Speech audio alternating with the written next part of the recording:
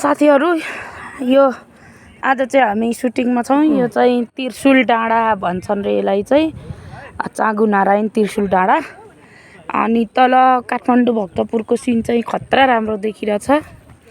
र चाँगु उहाँ चाहिँ मेरो साथी आजै भन्नुभएको साथी एकदम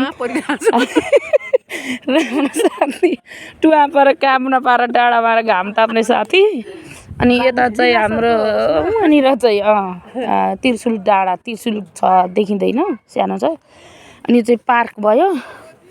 अनि यता चाहिँ हाम्रो अर्को म्याम हुनुहुन्छ उहाँ पनि आजै चिन्नु भएको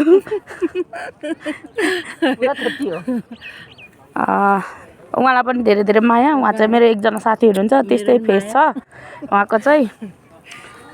र हामी चाहिँ भात खाएर काम नपाएर घाम ताप्न आएको अवस्था र एउटा सानो भ्लग बनाऊँ भन्ने र बनाएको। धन्यवाद।